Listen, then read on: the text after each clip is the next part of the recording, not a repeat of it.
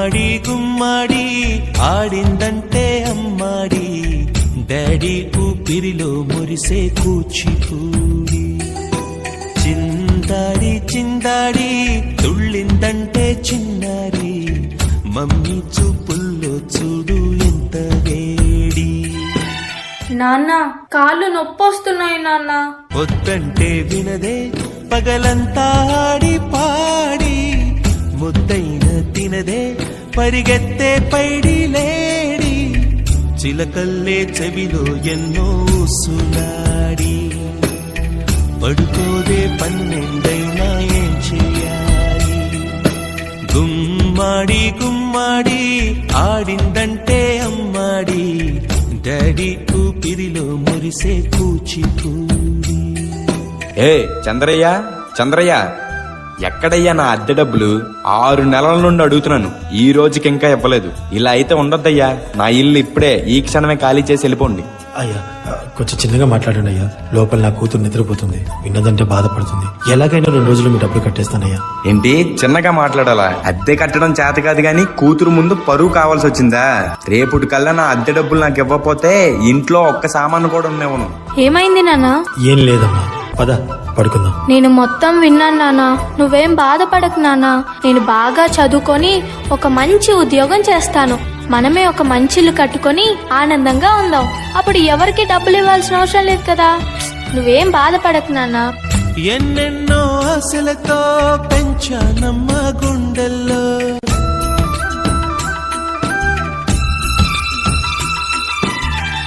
ఎన్నెన్నో ఆశలతో పెంచానమ్మ గుండెల్లో, నువ్వే నా కలలన్నీ పెంచాలే నీ కన్నుల్లో.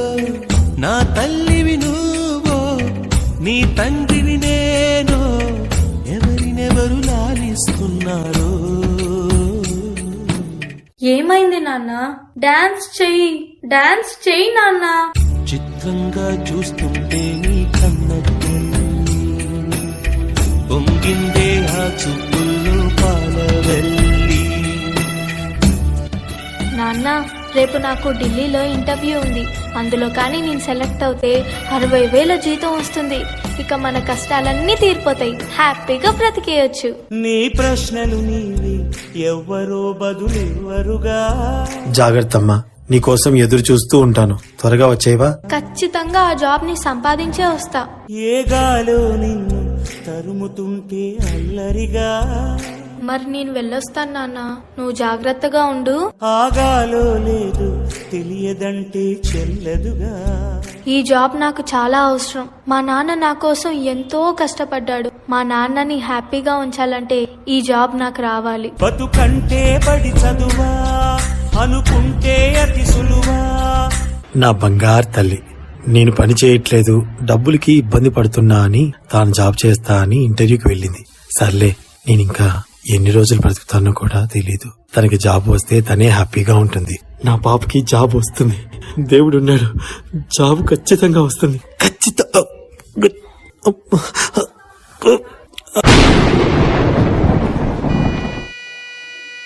పొరపడినా పడినా జాలి పడదే కాలం మనలాగా. యు ఆర్ సెలెక్టెడ్, నీకు ఈ జాబ్ వచ్చింది. Thank you so much sir. నాకు జాబ్ వచ్చిందని తెలిస్తే మా నాన్న చాలా హ్యాపీగా ఫీల్ అవుతారు. ఇప్పుడే ఈ విషయం మా నాన్నకు చెప్పాలి. ఏంటి నాన్న ఫోన్ లిఫ్ట్ చేయట్లేదు? సరేలే, డైరెక్ట్ గా వెళ్లి సర్ప్రైజ్ చేద్దాం. ఆయన హ్యాపీగా ఫీల్ అవ్వటం నేను కల్లారా చూడాలి. ఒక నిమిషం కూడా ఆగిపోదే నువ్వు వచ్చేదాకా.